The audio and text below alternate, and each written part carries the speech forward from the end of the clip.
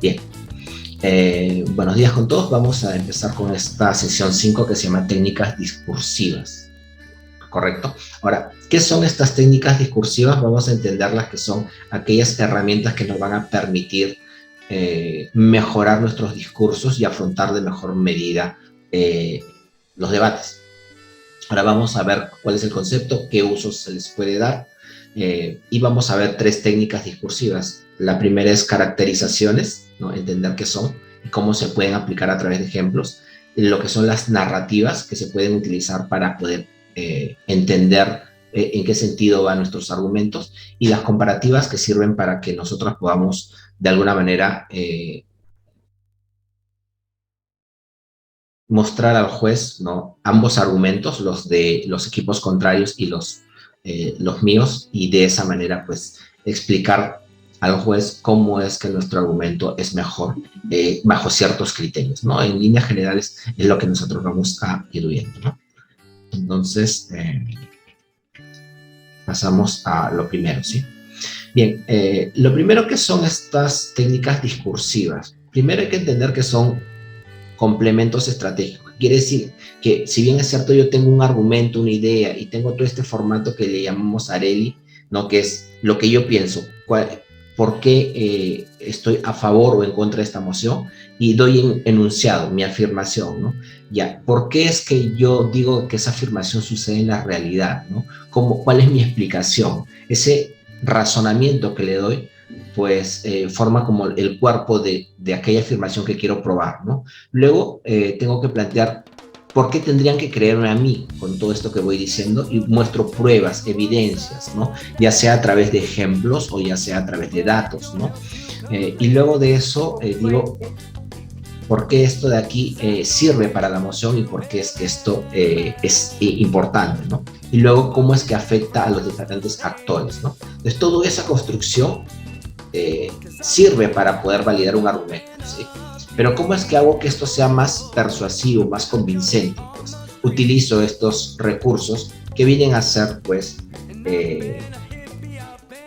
estas técnicas discursivas, ¿no? Entonces me van a servir como complemento, como algo adicional que va a hacer que la persona que va a escuchar mi discurso, mi argumento, pues va a permitir convencerse de mejor manera, ¿no? Y a quienes dirigimos estos discursos, estas técnicas y estas explicaciones, no se las dirigimos al equipo contrario, sino más bien se le dirigimos al panel. Recuerden muy bien de que cuando uno debate, y en estos formatos de debate, tú no te diriges al equipo contrario, ¿no?, sino te diriges al panel de jueces, ¿no?, porque a ellos es a quien tienes que convencer. Tú no puedes convencer al equipo contrario porque su trabajo es más bien convencer a los jueces de su postura, ¿no? O sea, no te enfrentas a los otros equipos. Dicho sea de paso, te enfrentas a sus argumentos, ¿no? Entonces, esto permite que haya esa fuerza para poder entender, o que el juez entienda de mejor manera, de manera más ordenada y más persuasiva, pues aquello que quiero decir, ¿no? Y sirve tanto para argumentar como para refutar, ¿no? O sea, estas técnicas discursivas las puedo utilizar para fortalecer mis argumentos, ¿no?, pero también sirven para atacar los argumentos de las cámaras contrarias, hacerlos más débiles, ¿no? Y de esa manera, comparándolo con los míos, pues yo termine sobreponiéndome en ese debate, ¿no? Entonces, va por ahí. Vamos a empezar con las caracterizaciones. ¿Qué son las caracterizaciones? Primero hay que entender de que las características vienen a ser aquellos elementos muy comunes en los actores o en los agentes, ¿sí? En una moción, por ejemplo, si hablamos de esta moción que vamos a ver hoy día, que es esta casa abriría todos los portales del multiverso, yo tendría que pensar, ¿y quiénes son los que están afectados por esta moción? Pues yo, como persona científica, soy uno de estos actores, ¿no? Segundo, es el mundo en el que yo vivo, ¿no? Y este mundo en el que yo vivo, pues hay una sociedad, hay países, hay estados, qué sé yo, ¿no? Pero también están los otros mundos, los otros multiversos a los que yo voy a ingresar, donde también hay, probablemente también hayan científicos, también hayan, pues, las personas del común, que son las sociedades, ¿no? Y también deben haber gobernantes, ¿no? Entonces, todos ellos forman parte de estos actores. Entonces tengo que caracterizarlos. Por ejemplo, si yo soy una persona científica y digo, ya, yo voy a abrir estos multiversos porque estos multiversos me van a dar mayor conocimiento. Parece lógico, sí, pero yo diría, oye, pero si yo abro un multiverso y de repente, pues, lo que voy a provocar es una enfermedad, porque, por ejemplo, si tú te vas a un lugar donde no están contactadas las personas, tu gripe puede matar a otras personas, ¿no? Ya, nos ha pasado, por ejemplo, con el coronavirus, por decirlo de alguna manera. Pero aquí es donde yo caracterizo, pues, y digo, oye, pero yo soy un científico. Y como soy un científico, quiere decir que yo voy a tomar las medidas necesarias para hacer mi viaje seguro, ¿no? Además, también la moción me explica de que es una forma segura de viajar, ¿no? Si yo voy a hacerlo, no lo voy a hacer así como a lo loco y voy a abrir, no sé, un portal diario, ¿no? Sino que voy a entrar a un multiverso, voy a entrar unos segundos nada más, voy a regresarme a mi mundo, voy a tratar de alguna manera, tomar notas, hacer como un sistema de poder ingresar. No lo voy a hacer simplemente a la aventura, sino que voy a hacer un sistema metodológico y todo lo demás, ¿no? Entonces, eso a mí me permite explicar cuáles son mis motivaciones, ¿no? Si yo soy un científico y tengo la posibilidad de abrir un conocimiento que va a beneficiar a todos, pues racionalmente puedo pensar de que bajo esa forma yo sí lo haría, ¿no? Entonces tengo que caracterizar, ponerle características y para eso están estas preguntas claves, ¿no?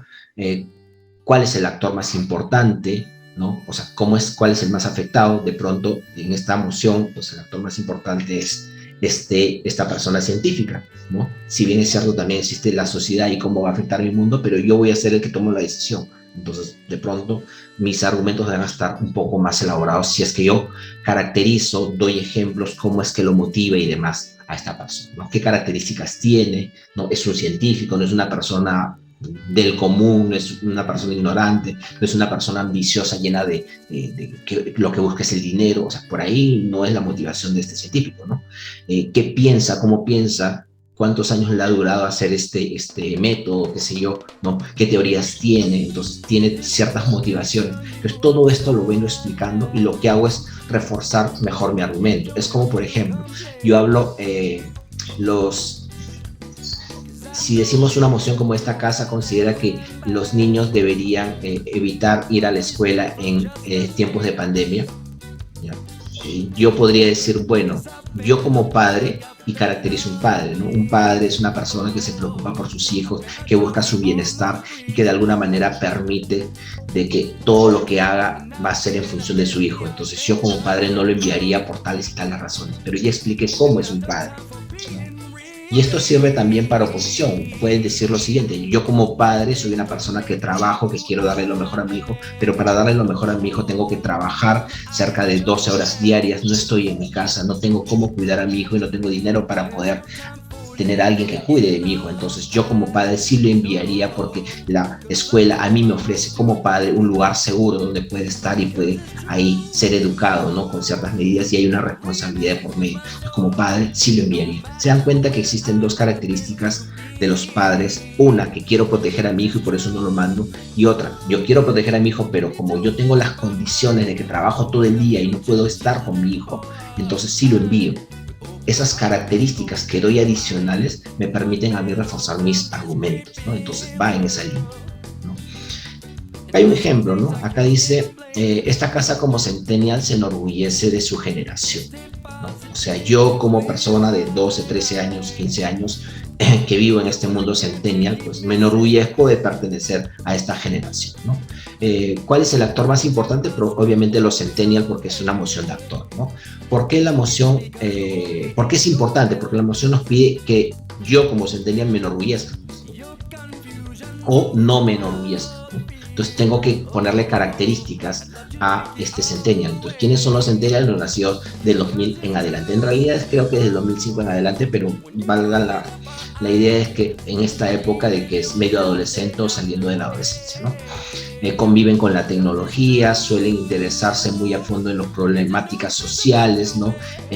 Por ejemplo, este problema que ha habido con el derrame de petróleo, pues ha habido mucho activismo de parte de los centennials, ¿no? De publicar todo esto, de llamar a la reflexión, de criticar, etcétera, ¿no? Y también tienen poca resistencia a la crítica. Eso quiere decir que a casi todo lo llaman bullying, o de repente pues las personas se ven afectadas cuando pues los critican por redes sociales, etcétera, ¿no? Son características propias de un centennial, ¿no? ¿Cómo piensa este centennial? Porque empieza a cambiar el mundo, porque un adolescente normalmente espera eso, ¿no? Trata de cambiar también la forma como funciona el mundo, ¿no? Antiguamente las tradiciones y costumbres y valores pues quieren ser transformadas por los adolescentes. Además suele rebelarse frente a todo lo que no está de acuerdo, ¿no? ¿Por qué? Porque es una persona adolescente, y un adolescente por lo general se contrapone a las cosas que sus padres o las generaciones anteriores ponen. Entonces eso es una característica propia de un centennial, ¿no? Entonces, ¿qué motivos tiene? Pues otra vez buscar cambios para diferenciarse de otras generaciones, ¿no? Entonces trata de separarse de las generaciones antiguas, trata de diferenciarse de sus padres, y esas características lo van a llevar a algo, ¿no? Entonces, ¿por qué se va a enorgullecer? Porque a partir de todas estas características él se va a poder sentir orgulloso, porque quiere identificarse con su generación. Entonces, si se dan cuenta que hay una serie de características, y estas características no son mi argumento, son como la base para yo poder hacer que me entiendan mejor mi argumento. Entonces, si yo quiero decir de que los centennials son aquellas personas que van a sentirse orgullosas de su generación, lo van a hacer en función de todas estas características, porque buscan diferenciarse, porque buscan cambiar el mundo, porque buscan, se interesan en diferentes problemas que antes no habían. Entonces, por estas razones o por estas características propias, es más entendible que quiera cambiar el mundo, ¿no? Y sentirse orgulloso de su generación. Bien, entonces en esa línea va. Ahora, las narrativas es otra forma de poder reforzar nuestros argumentos. Vienen a ser pues este conjunto de ideas o creencias que son aceptadas por la mayoría de las personas, como si fueran verdaderas o positivas, o que influyen en el actuar de las personas, ¿no? Por ejemplo, las personas que están terminando la secundaria, ¿no? Digamos, cuarto, quinto de secundaria, ya está la mamá, ya está el tío, ya están las personas mayores que le dicen: hijo, hija, ¿qué vas a estudiar una vez terminado tu colegio? ¿Y por qué te preguntan eso? Porque básicamente tienen la idea de que tú, cuando estudies y tengas una carrera, vas a tener un mejor futuro, ¿no? Ya, esa idea puede ser verdadera en la mayoría de los casos, pero también puede ser falsa, e incluso puede generar muchos problemas, ¿no? Y de acuerdo a cómo tú le expliques, pues te va a servir para reforzar tus argumentos, o para poder criticar los del equipo contrario, los equipos contrarios, ¿no? Si yo estoy a favor de que los jóvenes ingresen a la universidad, o que haya un acceso a la universidad, yo puedo decir, pues bajo esta narrativa de que estudia y triunfarás, pues las personas en el común, los padres quieren que sus hijos pues sean profesionales, porque de esa manera tienen un futuro asegurado, o en el peor de los casos tienen mayores oportunidades para tener un futuro mejor, ¿no? Pero si estoy en contra, diré, pues lo que pasa con esta narrativa es que cuando nosotros forzamos a los hijos a que todos de ellos tengan que ir a la universidad, hacemos de que pues les generes una presión social, una presión familiar, que los termina estresando y terminan fracasando, y genera un círculo vicioso que hace que hayan continuos fracasos, y que postulen a una universidad y que no ingresen, que se sientan mal por eso, y que esas condiciones les impidan pues hacer una carrera universitaria, cuando de pronto lo más cercano, lo más real para ellos y para las familias que no tienen pocos recursos, puede ser el hecho de trabajar o tener una carrera técnica, o de repente un oficio, que para nada es malo, ¿no? Entonces esto genera una suerte de presión en las familias, presiones económicas, presiones sociales, presiones psicológicas, que terminan afectando. Y no queremos que todos los adolescentes vayan a la universidad, porque cada uno tiene formas diferentes de progresar en la vida, ¿no? Entonces, ¿qué estoy haciendo? Estoy generando una narrativa, estoy explicando cómo es que las personas piensan, ¿no? Y a partir de eso, pues refuerzo mi argumento, ¿no? O por ejemplo, de que el bien siempre triunfa, ¿no? esto es bueno porque nos hace buscar siempre el bien, esto es malo porque es una mentira, el bien no siempre triunfa, nosotros vemos delincuencia, vemos que esto no se acaba nunca, la pobreza siempre está ahí, la gente no porque querer salir de la pobreza pues sale de ella misma, sino que necesitan otros elementos, etcétera. Entonces, esa narrativa, esa idea que nosotros tenemos, pues es algo que la sociedad cree, y cuando nosotros le explicamos y a partir de eso planteamos nuestro argumento, lo reforzamos, ¿no? O lo podemos, como te digo, usarlo para refutar, ¿no? Entonces, por ejemplo, las generalizaciones de los grupos de personas con los grupos minoritarios que son vulnerables. Si bien es cierto, es algo que todos creemos que es cierto, ¿no? Explicar por qué son vulnerables y por qué esta narrativa es buena o es mala, porque la podemos usar de diferentes formas, nos sirve para reforzar nuestro discurso, ¿no? Nuestro argumento. O las generalizaciones de las autoridades. Por ejemplo, este es un buen ejemplo, ¿no? El Estado busca el bien general de las personas. Esa es la función del Estado. Por eso es que el Estado va a hacer todo esto, ¿no? Hablamos de este derrame de petróleo que ha habido. Entonces, el Estado va a hacer algo. ¿Por qué? Porque el Estado siempre va a buscar el bien de las personas, no se va a quedar de brazos cruzados, ¿no? Entonces, razón por la cual así la empresa no quiera aceptar, digamos, su responsabilidad o no quiera hacer nada, el Estado sí tiene la obligación de hacerlo y sí lo va a hacer y confiamos en que lo va a hacer, ¿no? Pero por otro lado también está esta narrativa de que el Estado es altamente corrupto, ¿no? Entonces es ineficiente, es corrupto, vela por los intereses de las transnacionales, entonces es razón por la cual no va a hacer nada y si lo poco que haga pues lo hará mal, ¿no? Entonces, bajo esas dos ideas que son narrativas, que pueden coexistir en una misma sociedad, porque así como el Estado busca el bien común y busca hacer lo mejor para el país, bueno, también es un Estado que carece pues de eficiencia y que es corrupto.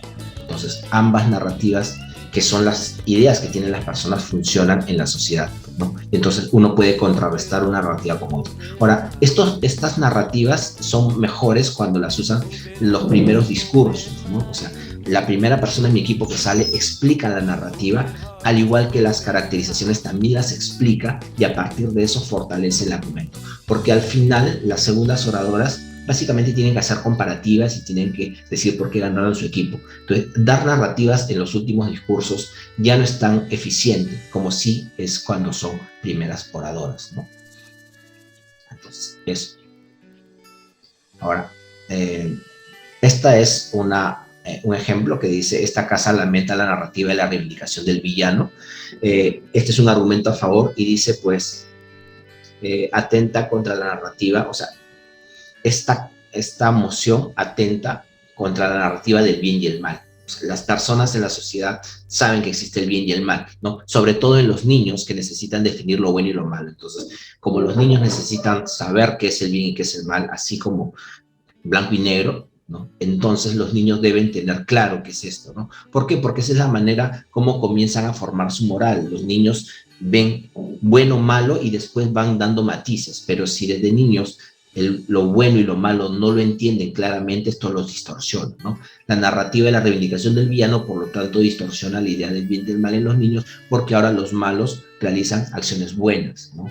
Y para un niño esto es malo, ¿no? Por ejemplo, en las películas de Loki, el Escuadrón Suicida, los villanos ahora son los héroes sin un proceso de cambio o de arrepentimiento, ¿no? Entonces, esto lo lamentamos porque esta narrativa afecta esta idea del bien y el mal, y entonces los niños terminan malformando su moral, ¿no? Esto afecta a los niños porque dificulta su desarrollo moral, porque esto afecta a la sociedad porque normalizan hacer el mal sin tener consecuencias, y porque ahora se puede hacer el mal y el bien a voluntad. Si yo quiero hago el bien, si yo quiero hago el mal, ¿no? Y esto es malo para esta narrativa de lo bueno y lo malo que deben tener los niños, ¿no? Entonces, estoy utilizando esta idea de los niños deben saber claramente qué es el bien y qué es el mal para poder justificar por qué esto es lamentable, ¿no? Bien, y la última, que tiene que ver con comparativas, ¿ya? Hay que entender que las comparativas consisten en evaluar dos argumentos, o sea, mi argumento con el argumento de la casa contraria, ¿no? a la cual me quiero referir, ¿no? Y voy a tener criterios de comparación, ¿no? ¿Y para qué me sirve esto? Para poder decir cuál es lo importante, ¿no? Entonces, cuando yo soy, digamos, segundos oradores, o cuando yo soy el segundo orador o oradora, pues lo que hago es comparar mi argumento con los demás. De esa manera le demuestro al juez o al panel de jueces por qué mi argumento es más importante que el del otro equipo. Entonces, eh, para eso, pues, hablamos de comparación de mundo. En mi mundo, que es una forma de ahorrar el lenguaje, en vez de decir, yo como cámara baja de oposición me voy a comparar con tal, simplemente digo, en mi mundo, o sea, en mi cámara, en mi equipo, lo que yo dije, ¿no? Tenemos estos beneficios, en su mundo no tenemos esto. Entonces tenemos, por ejemplo, criterios como comparación cuantitativa, o sea, a cuántas personas afectan, ¿no? En mi medida, en mi mundo, pues afectamos solamente a unas cuantas personas, no son tan perjudicadas, pero en su mundo afectan a muchas más personas, entonces por eso es que mi argumento gana, ¿no? O de pronto cualitativo, ¿no? Si bien es cierto, en mi mundo son afectadas pocas, o en su mundo son afectadas pocas personas, pero esas personas son personas altamente vulnerables que han sido afectadas, entonces van a ser afectadas doblemente, pero en mi mundo, si bien es cierto, hay más personas afectadas, estas personas tienen recursos para poder salir adelante. Entonces no es lo mismo pues que una crisis económica afecte a una persona que tiene dinero, que tiene un trabajo seguro, a una persona que no lo tiene, ¿no? Entonces cualitativamente la crisis puede afectar a ambos, pero el nivel de persona, la calidad de persona afectada es peor en un mundo que en otro. Entonces yo comparo esto.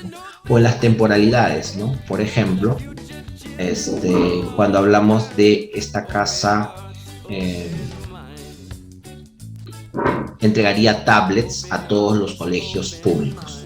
Entonces uno dice, bueno, a corto plazo esto puede ser bueno porque le insertamos la tecnología directamente a los estudiantes, ¿no? Entonces ya van a poder tener acceso a una máquina que antes no tenían y de pronto, bajo la experiencia de utilizarla, pues van a aprender el manejo de la tecnología, ¿no? Y esto a largo plazo va a crear una cultura de personas que están más dispuestas a utilizar la tecnología que aquellas personas que no utilizaron estas herramientas, ¿no? Y esto lo puedo decir tanto a favor como en contra, ¿no? En cuanto a posibilidades, es que es tan posible que suceda, y esto pasa cuando tenemos mociones en donde hablamos de afectaciones, ¿no? Por ejemplo, ¿no? Si es que subimos el sueldo mínimo, esto va a afectar, digamos, a hacer que la economía colapse, porque de alguna manera, pues, el dinero va a salir del Estado y el Estado no tiene tanto dinero para cubrir a todas las personas del sueldo mínimo. Entonces, ¿cómo es que esto sí va a suceder? ¿Cómo es que este colapso va a suceder?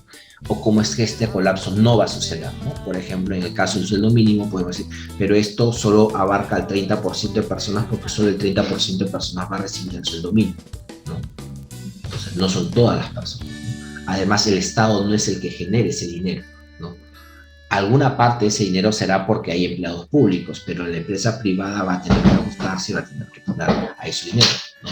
Pero hay una buena parte que son informalidad, y esto hace que estas personas quieran entrar en la formalidad para tener un mejor sueldo, etcétera, etcétera. Entonces, puede explicar por qué es posible que suceda algo, o como en este caso, cómo es posible que no suceda, ¿no? Y la reversibilidad, que quiere decir que los efectos negativos o los daños son reversibles o no reversibles, ¿no?